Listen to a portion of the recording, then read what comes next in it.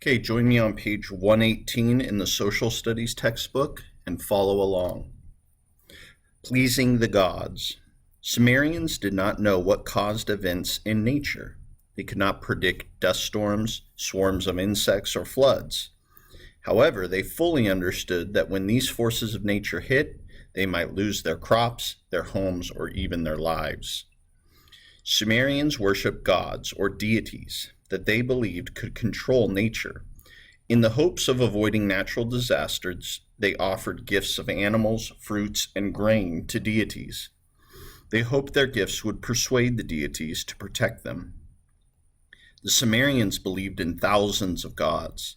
The most important were the air god, Enlil, and the water god, Enki, who was,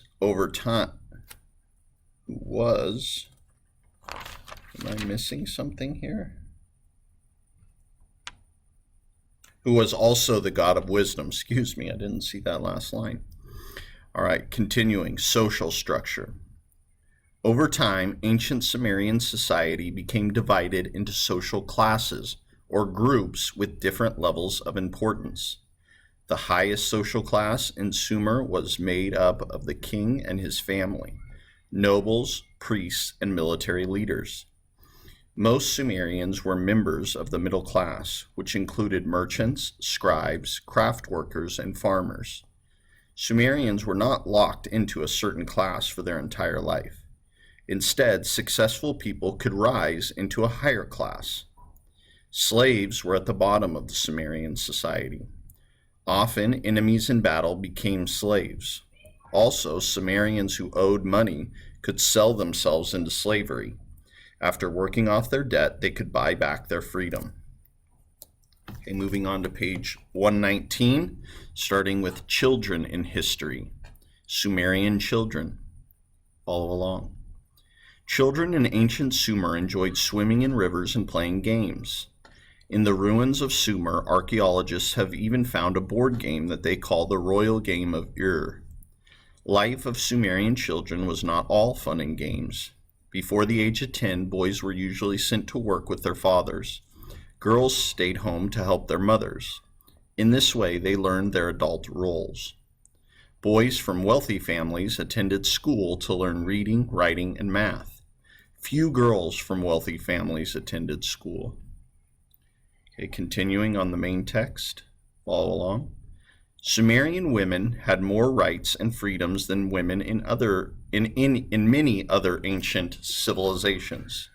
In addition to running their households, Sumerian women could own property, run businesses, divorce cruel husbands, and train to be priestesses or scribes. Okay, turning the page. Now we're on lesson 5, the first empires. You are there. It is 1775 BC. You hurry toward the center of the city, following a rapidly growing crowd. A new stone marker, or stela, is being put in place. Like everyone else, you want to see what the stela shows. As you push your way to the front of the crowd, you can see a carving at the top of the stela.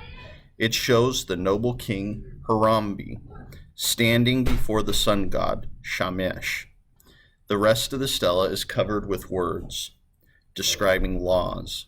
Some are new, but you recognize others from the old tablets that you've read in school.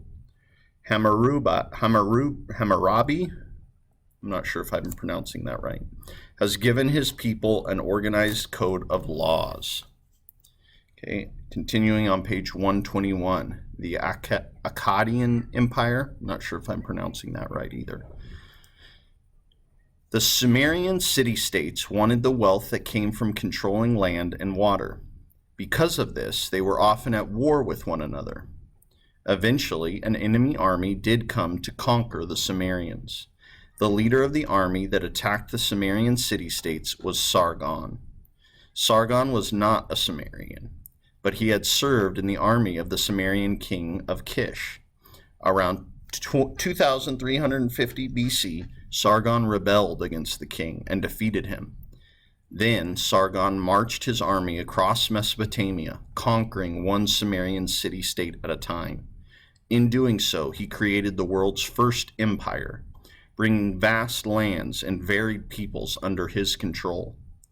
Sargon set up his capital at the city of Akkad in central Mesopotamia. For 55 years, Sargon ruled as emperor of what became known as the Akkadian, okay, there's the pronunciation, empire. Akkad became the most splendid city in all of Mesopotamia.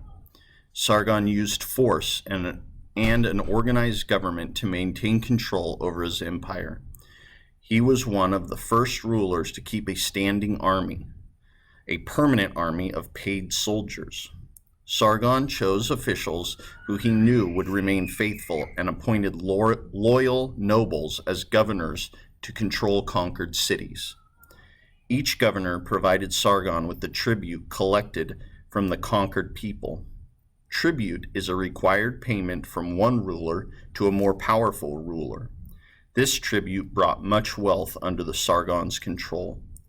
The Akkadian Empire lasted for more than 200 years after Sargon's death.